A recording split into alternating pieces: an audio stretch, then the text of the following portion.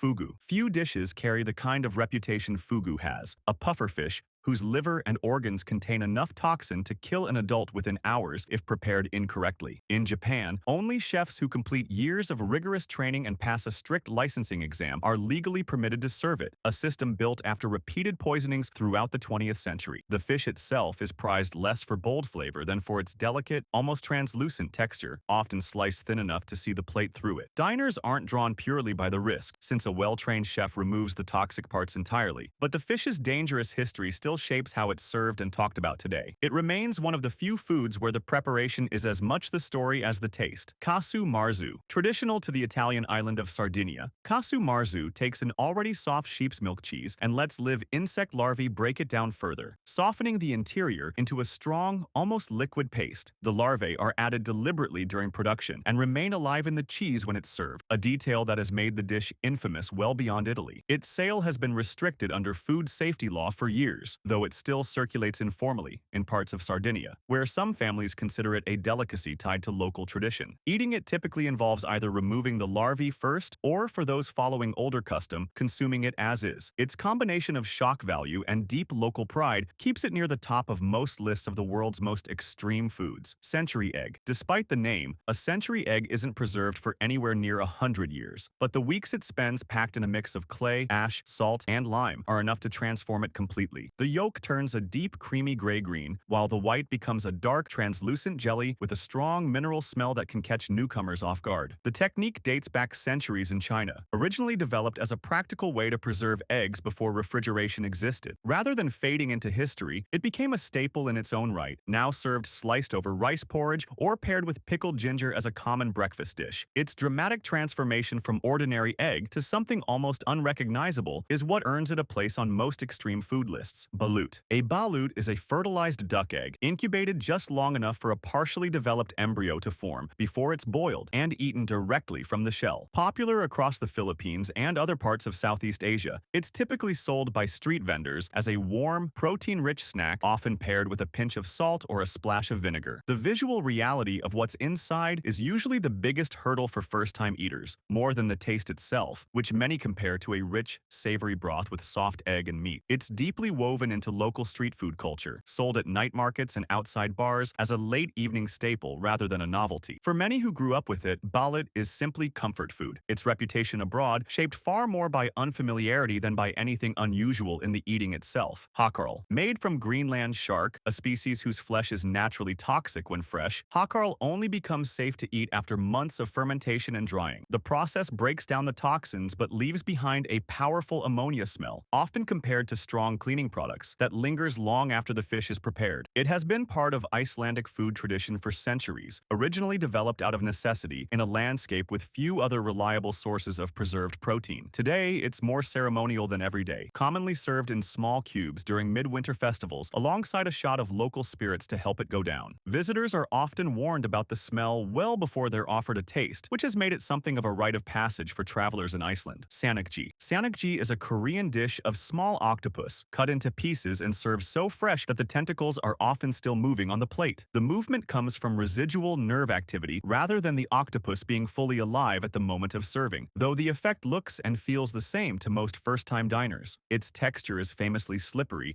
with the suction cups still capable of gripping the inside of the mouth, which is why it's traditionally eaten in small pieces and chewed thoroughly. The dish carries a genuine safety consideration, since improperly chewed pieces have occasionally caused choking, and it's generally advised against for young children. Despite that risk, it remains a popular bar food across South Korea, ordered as much for the sensory experience as for its mild, briny flavor. Ghost pepper. Once certified as the world's hottest chili pepper before being surpassed by even hotter cultivars, the ghost pepper measures in at over 1 million Scoville heat units, hundreds of times hotter than a jalapeno. Native to northeast India, it was traditionally used less as a food ingredient and more as a practical tool, smeared on fences to repel wild elephants or burned to create a makeshift tear gas. Its heat builds slowly rather than hitting immediately, which has made it a favorite for hot sauce makers and spicy food challenges looking for a delayed, lingering burn. Handling it barehanded can cause skin irritation, and chefs typically use gloves when preparing it in any quantity. What started as a regional crop has since become a global shorthand for extreme heat, showing up in everything from potato chips to competitive eating contests. Escamoles. Sometimes called insect caviar, Escamoles are the edible larvae and pupae